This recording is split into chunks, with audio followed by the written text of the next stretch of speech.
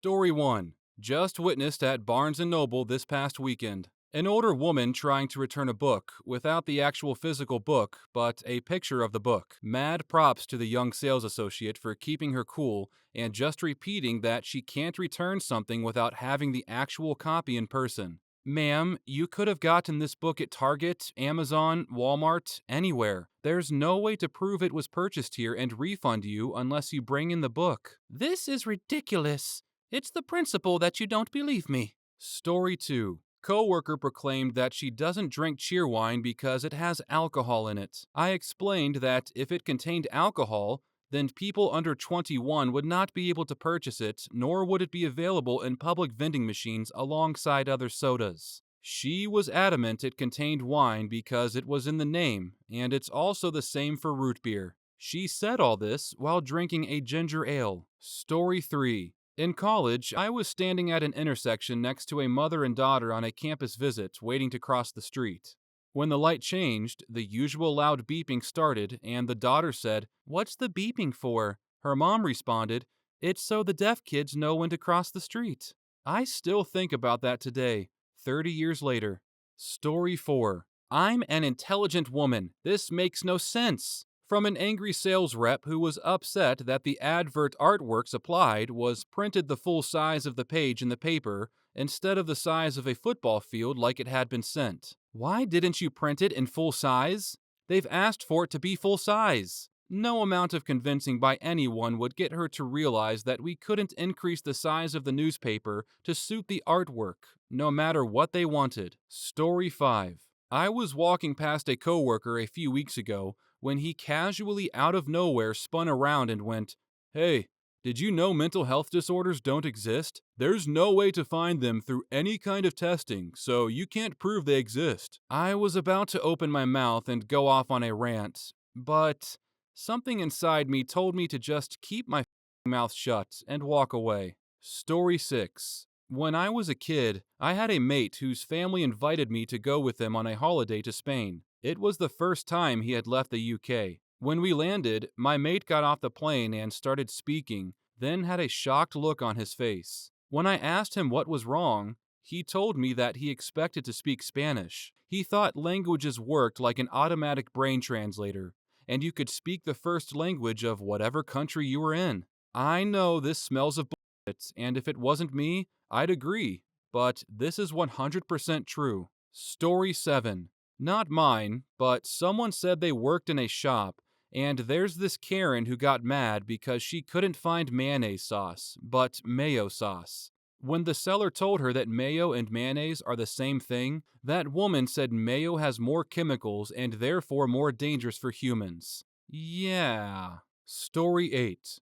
I'm a Central American immigrant to the US and got my citizenship a while back. At the ceremony, I overheard two Mexican women next to me complaining that a Guatemalan refugee they know got citizenship before they did. Then, right after we were sworn in, they complained that there's too many Central American immigrants in this country, saying, "We're full. Those people need to go back to their own countries." It's been alarmingly common in my experience just how many Mexican people hate Central Americans, despite us having the same ethnicity, and how they don't realize that they treat us exactly how Americans treat them. Story 9. No thanks, I'm trying to quit. Said to me when I tried to fill up a guest's water cup at a restaurant I worked at. He then asked for a beer. No, he was not joking. "That's in China, right?"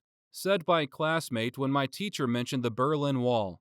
"Why didn't they just drink the water? They were in the ocean." Said by another classmate when learning about the Costa Concordia disaster. The people on the ship had been trapped without water, but the student was quite confused as to why they didn't just drink the salt water. Story 10. I worked with a guy for like 3 weeks at a pizza shop who told everyone that he was a Navy SEAL, and when he was called out about his bullshit, he claimed he had only ever visited Iraq and Afghanistan on vacation. You know, totally normal for people to visit war zones for some rest and relaxation.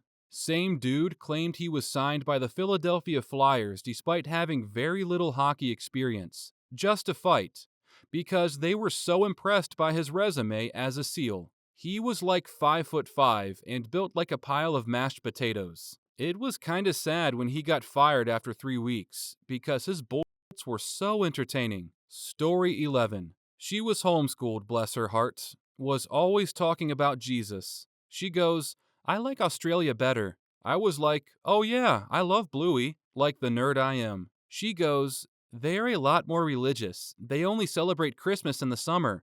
You know, Jesus was born during the summer. I had to explain to her that Australia had different seasons from us. They, in fact, celebrated Christmas the same day as us. Story 12. I was on a plane from Vegas to SLC. There was a man sitting next to a woman behind us and trying to chat her up, but she was clearly uninterested in the convo. He asked her what she was studying in college, and she said pharmacology. He deadass said, so, do you want to be a farmer, or are you just learning about it? Story 13. I know a woman, D, who was distraught after her boyfriend left her for another woman. The other woman just graduated college with a math degree and landed a high-paying job. So D decided she was going to win him back by going back to school and getting a math degree. She said, I just enrolled and I'll be taking math, algebra, and specifics. I said, wait, specifics? Do you mean statistics? Oh yeah, that, she said. Story 14. At a baseball game, and a beautiful full moon pops out in center field. Over the course of the next 10 minutes, you can clearly see the moon moving across the outfield. Person in the group behind me. You're telling me the earth is always moving? That's total horse. I could not stop audibly laughing. Story 15. Worked in the janitorial sales field for 27 years. These comments are from newbie custodians, and career ones as well. Get some bleach to clean it. It'll get cleaner if you use bleach. Mop that floor with undiluted bleach. Wash your hands with bleach after cleansing that restroom with bleach. If I can't smell the bleach when you're finished, I'll know it's not clean. Bleach is not a cleaner. Its sole job is to disinfect. Bleach can be dangerous. Story 16. It happened when I was about 15 or so, during recess. Some other kids in my grade and I were hanging out in a classroom, and we were laughing about this cringy situation that happened on a quiz show. The contestant on the quiz show was unable to answer the question, what material is a glass eye made from? The situation in the quiz show went on for way too long, while the host was trying to gently coax the right answer out. That was when one of the girls in my grade told us that she didn't get the joke. We were stunned. What don't you get? What is a glass eye made from? She asked. Sweetie, a glass eye is made of glass, we told her. A second passed while she processed this, before she laughed and responded with this gem. Oh, yes, duh, of course. Or else you couldn't see through it. Story 17. My birth giver watched my little demon dog for me for a minute while I ran out. When I returned, she exclaims, I didn't know the dog purred. I was laying on him hugging him and he was purring. Setting aside the fact that I've told her multiple times not to touch him because he has abuse issues, I mentally scratched my head for a bit before I realized, purr, do you mean growl? Oh, I guess, yeah, it could have been that. Story 18.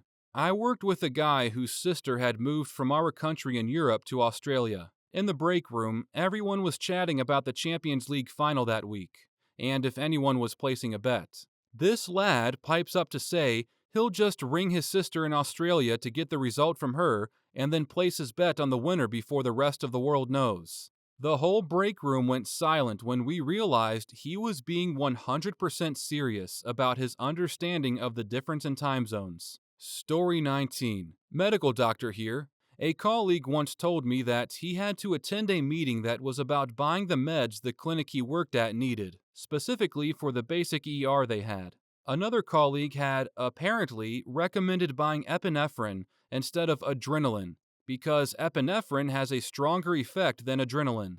For those not in the know, it's the same thing. It has those two names, but it's the exact same thing. Story 20. My regional manager once said at a meeting concerning a store manager that had zero credibility with the store personnel, we have full confidence in this guy, and anyone who doesn't can find jobs elsewhere. 6 months later, every single employee had quit, including the store manager himself.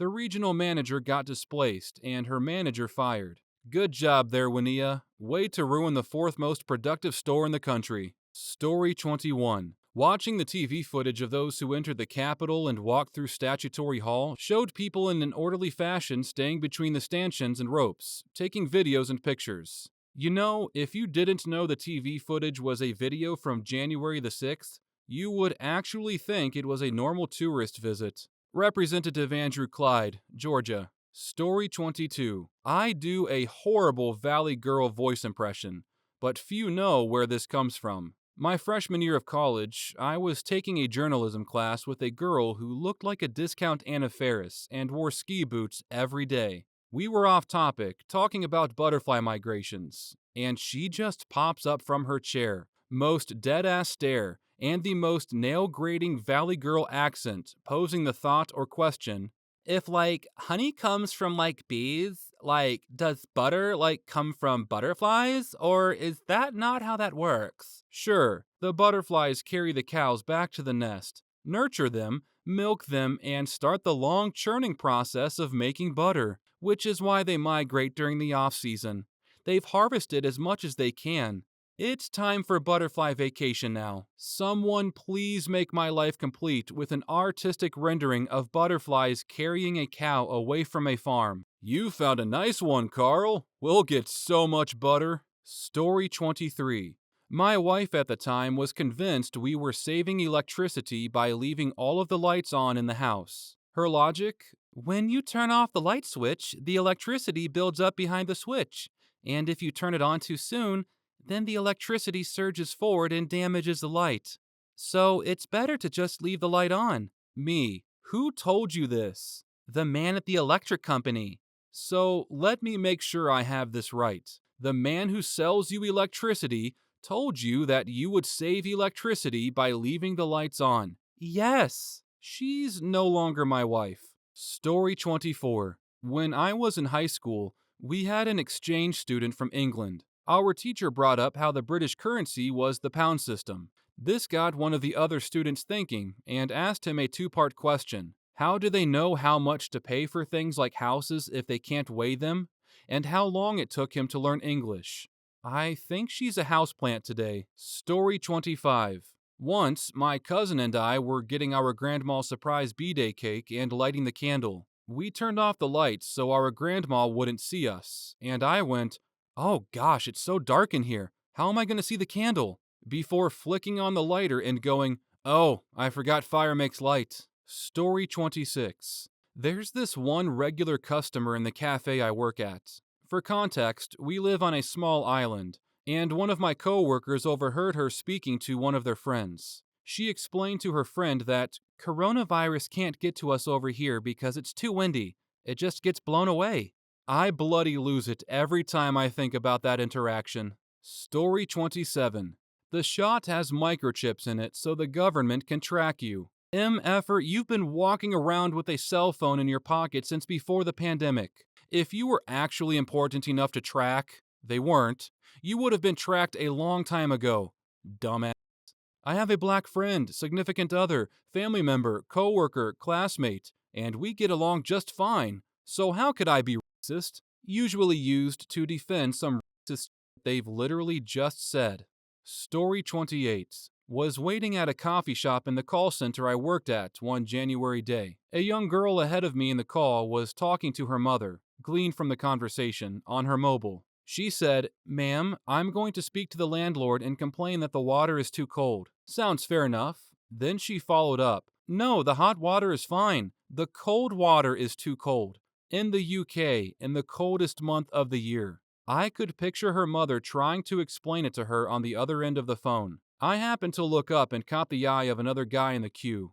We didn't say anything, just rolled our eyes in a "what the hell was that" moment. It made me wonder if she was too stupid to work there, or I was. Story 29. My wife worked for a boss who got paid a boatload of money for being a smooth brain. Their company was famous for its parking problem. 8,000 employees and parking for 6,000. The idiot boss says, "I came in at 7 and there was plenty of parking." If everyone just came in earlier, there wouldn't be a problem. Story 30. What day is Thanksgiving this year? Is it on a Thursday? For reference, this was a 56-year-old woman who has spent every one of those years living in the South in the USA. So it wasn't someone who could have a valid reason to not know that American Thanksgiving is on the fourth Thursday of November every year. Like someone recently immigrated, for instance. Story 31. My mom, an educated woman with a college degree, once told me that a former coworker told her that if you let a dog poop under a tree, the fruit will be filled with poop. My mom asked, "Is that true?" I was gobsmacked. She also told me men have one less rib than women. We never had anything to do with religion while I was growing up. No Bibles, no church visits, no prayers, no saying grace at the table. I replied with, no, that's not true. Story 32. My colleague, very knowledgeable in Christianity, told me, sarcastically, that popes wear a big hat because St. Peter had big rabbit ears and had to wear a hat to cover them. Also said that's where the idea of Peter Rabbit came from. I was like, really? Wow. This is the dumbest thing I've heard anyone say, and it came out of my mouth. And I'm a teacher of religious studies. Pregnancy brain is real, guys. They tried to get me again with more stupid stories, but I had to stay vigilant. Story 33. 21-year-old woman. She had never seen Lord of the Rings. We sat down one evening to watch it. Gandalf comes on screen, and I say, he's actually one of 5 wizards in the world, or something like that. She turns to me with this amazed look on her face and says, "Wizards are real? There are actually wizards?" I was quite taken aback and was like, no, 5 wizards in the story, and Lord of the Rings. Another gem from her was when we were discussing Quran. I said something to the effect of, well, it's been a while since I read it. Note here that I am an atheist and she is a Muslim. We are the same ethnicity. Again, she looked amazed and said, "You read all 600 pages of it? It's a really long book." This conversation was happening in my living room, which also has a wall-to-wall, floor-to-ceiling bookshelf full of books. I scoffed at her in shock, like, 600 pages? I thought you were a devout Muslim. 600 pages it's nothing. I read most of these books, and mostly for pleasure. Didn't you read the Quran? And she said, "It's too long. I never had the time. But one day I'll definitely read it." She hadn't even read the book that she dedicated her life to, because the book is too long. There were many other gems from her, but the level of gullibility was generally sky high. Story 34. I live in New Zealand. My bestie lives in the US. We were talking about seasons, southern versus northern hemisphere, and she said, "So if it's November in Massachusetts, what month is it in New Zealand?" To her credit, she realized her stupidity right away, and we spent the next 10 minutes wheeze-laughing uncontrollably. I love her very much, and still make fun of her about it to this day. Story 35. Secondhand from my friend, whose mother said that the Holocaust is the fault because they should have just left. I told my friend to send her a photograph of the emaciated Jews in the camps, and the story of the Americans who offered the liberated prisoners chocolate that killed them on the spot, and ask exactly how they could have reasonably escaped a guarded concentration camp, and how far they'd have gotten if they had. She could also try watching Schindler's List, or growing a brain cell, or anything. Story 36. What state do I live in? She's been one of my closest friends for 4 years. She's not smart, but she's not dumb either. She'll say something somewhat dumb, or whenever another friend says a word she might not understand, and she'll say yeah, like she understands. She's said many dumb things before, but asking what state she lived in was like the first time in the 4 years I've known her where I'm blown away by something she said. Story 37. My semi-deaf grandmother after saying something racist at the Thanksgiving table and being called out on it. "I'm not responsible for what I say. I can't hear myself say it." That's not how that works, lady. In contrast, my grandpa, driving past a small stand of juvenile cedar trees while camping. "Look at that. Either somebody planted a bunch of baby trees, or they just grew that way." Yep, that's pretty much how that works, buddy. Good job. Also, look at all those stars. There must be hundreds of them. Hundreds, eh, Grandpa? And did you ever notice that every night some flowers go away and then come back the very next day? You mean the flowers close at night? Yeah, Pops, we noticed. But thanks for sharing your observations, Captain Obvious.